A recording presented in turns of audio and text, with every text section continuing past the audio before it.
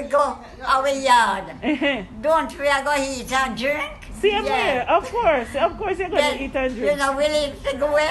So you're ready for going? Yes. No, me don't know when. You don't know when? When we're ready, we say the song, we tell you.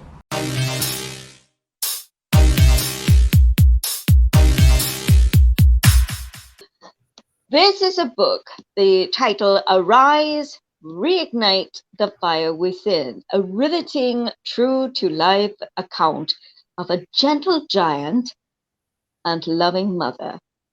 This is a biography put together by proud children, Earl Blake, Jennifer Blake, and Veronica E. Walker, Moody Nee Blake.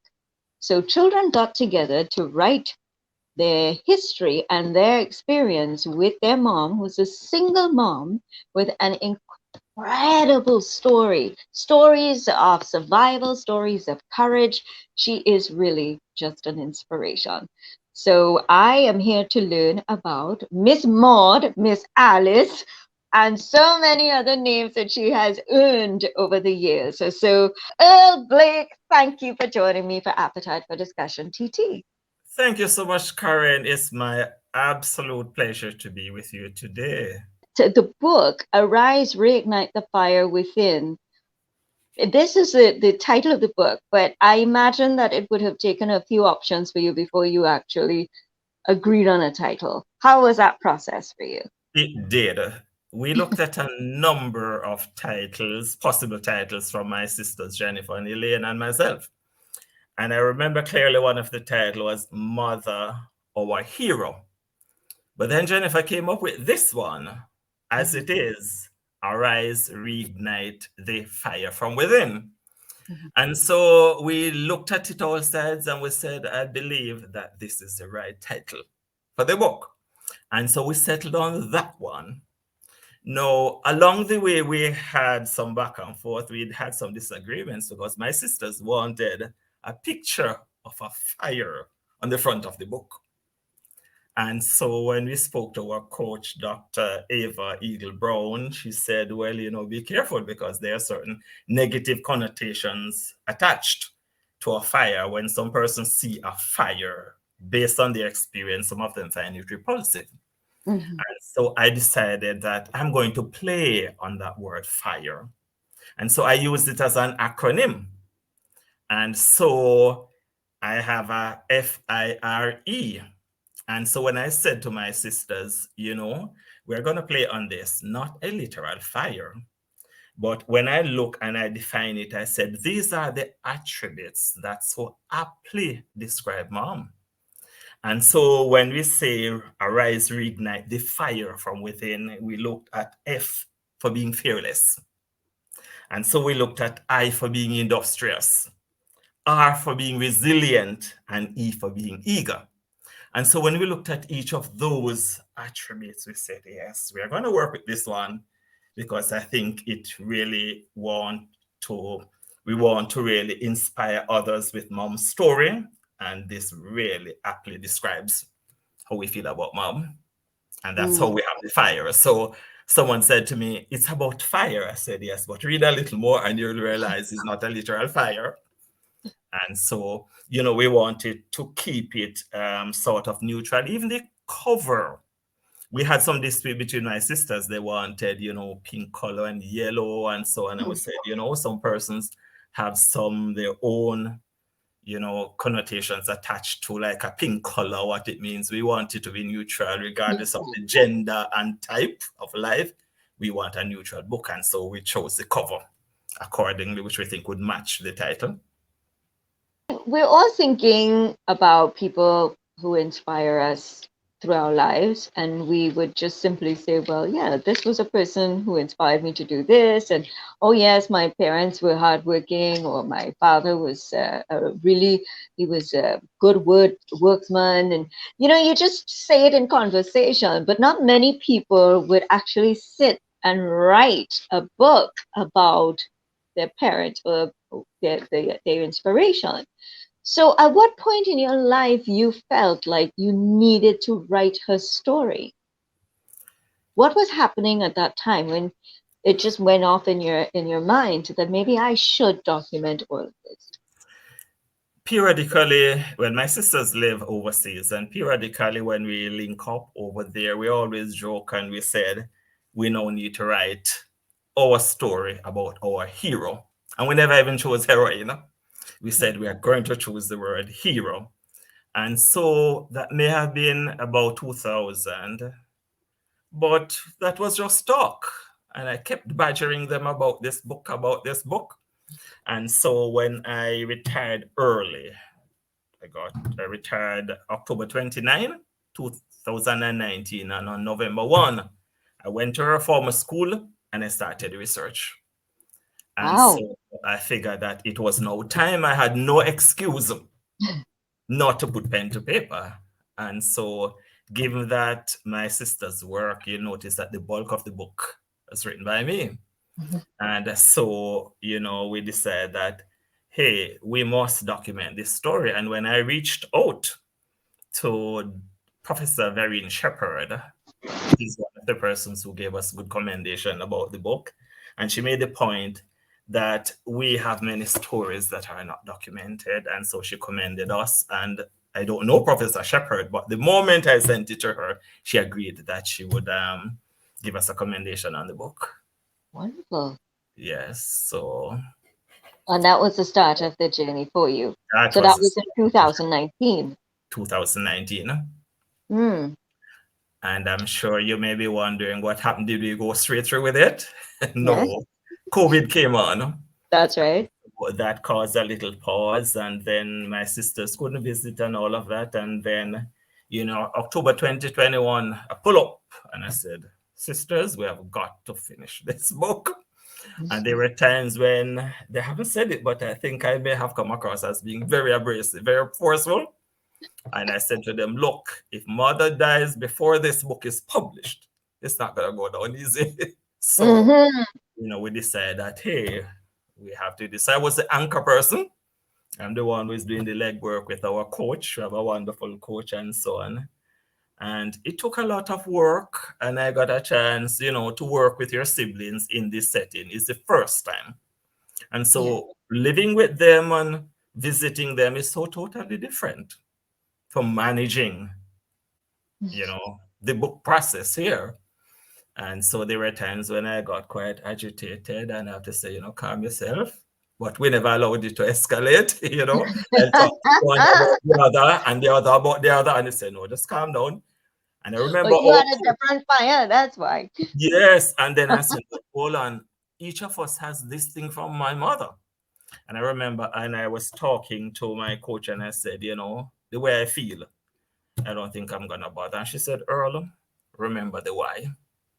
Remember why you got together to do this book. I said, okay, Ava, you need not say another word. So I'm always reminded of the why we're doing it. We are documenting this kind of legacy, and we believe that it's a very inspiring story, not just for females, but for males, but females would gravitate towards being a single mom. But it's a story. I've had males who have bought the book and they've given us excellent reviews about it and the lessons that they derive from such a story. Well, she how many siblings in total? How many children did she have? We have now. She had 13. She had 13. But some died early. Right. And she started working in the estate. She was a teenager when she worked on the sugar estate. That's correct. Serge Island Sugar Estate. Right. But she also went to school. Yeah. So before she went to Sugar Estate, so she was born 1924 and she registered at the Seaforth Primary School in 1932. And so she would have gone up to about grade 5 or 6, and that's it. Elementary. So that was all the schooling she received. And based on what she told us and what I know was the practice, those days they didn't think that girls in particular should go to school. And we recorded it. She's so thankful to her father. She said the mother said that she shouldn't go to school because she's going to learn to write manner. And, she should stay home and wash and cook and clean and, take care of the family. That was how they saw a girl. The father said, no, my Betty must go to school. And even if she's going to write a man, she must be able to write well. And so she's eternally grateful to her dad. So Yes. he came to Jamaica as during the indentureship period. That's correct. Mm-hmm. He came with his mom when he was about age 9, I'm told. So we don't have much information about his mom, but we have information about him. Do you know what part of India he came from? No, I'm not quite sure which part of India he came from. Right. Okay, so he came at the age of 9. What was his name? Charles Bassant Maraj, but as you know, the corruption of some of the names. Yes. Because even the Bassant, I think, when I look at her school records, they have my mom as Bausand. They have the father as Bassam. And so there are so many variations, because when I saw his death certificate, when I did the research, and I saw the death certificate, we saw the name Bassant. But there are other records, like on my mom's birth certificate, it says Bassam, Bassam. Right. Okay. And so there are different variations, Bassant, Bassam, Bassand. But that's the only family with that name in Jamaica just now. Really? Yes. Bassant. Now, with just that basic elementary education, I can just imagine if she had the opportunity to go further, what she would have achieved. Achieved, yes. Yes. Because there is a chapter about her experience at school. Now, your mom and I have something in common. Tell me. I didn't like maths either in school. But your mom didn't like arithmetic, did she? No. Right, so we have something common. And she used to copy the answers from the other children, but she was copying the wrong thing. That's right. Yes, man. And she got caught. She got caught. But And that actually helped her to stick with it, to actually do better at arithmetic, didn't it? That's right. And I can tell you, after that, up until recently, she checked in pound, shilling, and pence. Yes. And she pencils it out and converts it back. Wow. And you can never fool her. Up until recently, she always checks the balance in her bank account and check the entries in it. No, you can't fool her. So you see, this is what really fascinates me about that chapter, because so for those of you who are yet to read this book, you will really laugh out loud when you read the chapter with the arithmetic, because she didn't like arithmetic, like so many of us. And she would copy wrong answers. And then she got caught. And then she got licks. She got licked for that. But that is what really brought out a fire in her, because she didn't want to have that experience again. So she actually studied the arithmetic to get it right. Yes. And she said, they fool me already, they're not going to fool me again. So now she could handle the financial affairs, because she could handle her financial affairs. Wow. Yes. And she didn't stay in school for very long. No, she didn't. And so it amazes me, what she has been able to achieve with that minimal level of education. Yes.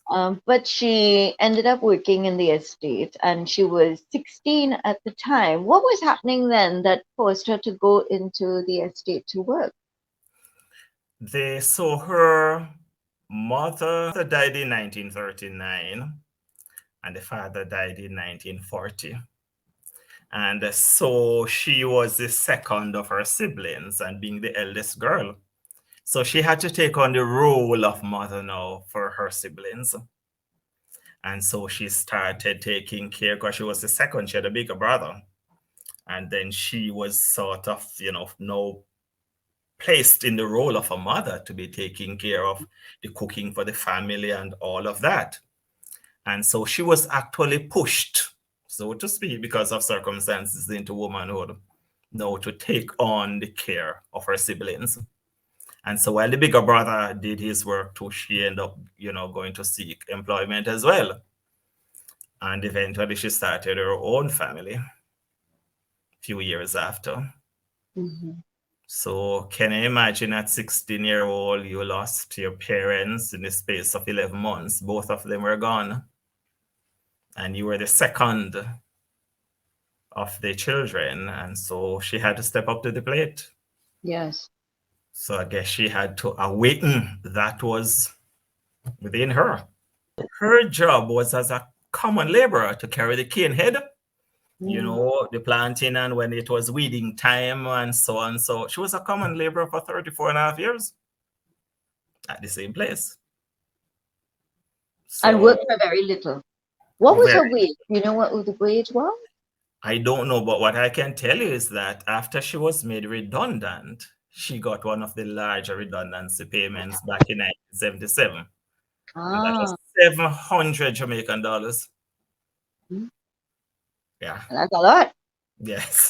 Then it was a lot because she got the bigger based on her years of service. But, it was really a challenging time for her.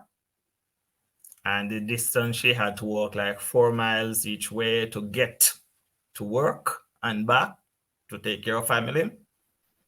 That took a lot of grit. And just imagine, it's one adversity after the other. And so the father died, then the mother died in childbirth, then my father died. And so you can just imagine one adversity after another. And then some of her siblings died as well. And so, it's one adversity after the other, but she was able to pull up herself and move ahead. And that's why that, when I think in terms of that resilience, that really describes my mom, that she's not going to stay down at all. I have to bounce back from any challenge that I find myself in. And that is one attribute that we really learned a lot from, that we need to be resilient as well. And so for her, there was no work that was demeaning. Any kind of work to earn an honest living, she would do it. I read that she used to make coconut oil. Yes, she used to. Real, what we would call virgin coconut oil. Mm-hmm. So as children, we had to walk to go and buy the coconut, and when you come back home and to break them and grate, sometimes you grate off a piece of your finger. I remember I had that, and my sister said, no, don't put that in the book, say you injure your finger. But you understand the concept of the grater. And so you grate it, and I'm telling you, but, it would come real nice, and she would walk and sell it in the community. And for her, it was not beneath her. It was not belittling. It was an honest means to earn a bread. In fact, one time she actually heard of a job at the Ethiopian Zion Coptic Church. These are the Rastafarians. They had a farm. And so she got the job there. They were planting vegetables and so on, pumpkin peas and so on. But she couldn't stand the stench of the marijuana. Like, we're talking in the 70s, And eventually she gave it up. But for her, once she heard that there is a job, she's going to try it. She's going to try it. So she has that in her. She was always so eager, willing to do something for the sake of her children. Not for her, for the sake of her children. What's your mom's favorite food? She likes dal and bhat. Oh, really? Yes, she loves that, and curry. I mean, she used to sell that Indian curry masala, and so she loves that.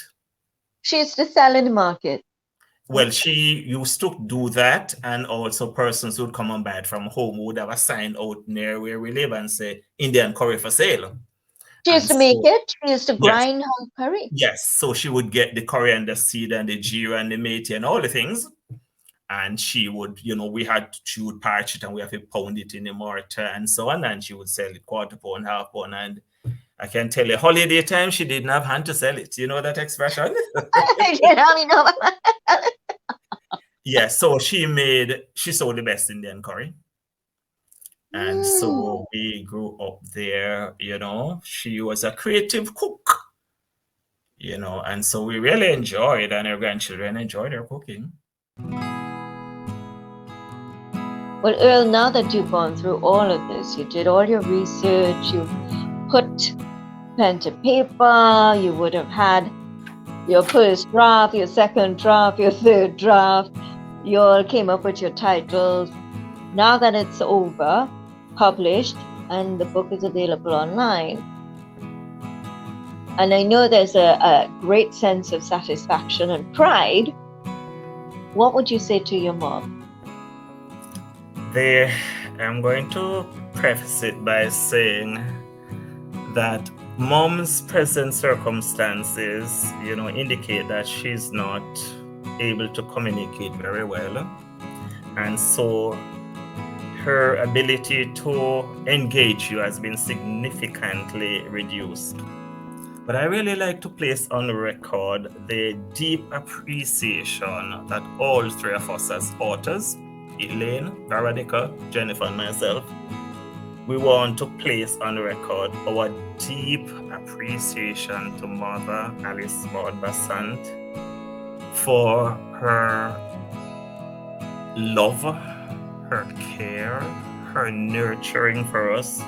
Because whatever we have achieved so far in life is all due to Mom. We owe her a debt of gratitude, and so what I would like to say on behalf of my two sisters is that, Mama, we thank you for loving us, for caring for us, for nurturing us, and for encouraging us to be the best that we can become.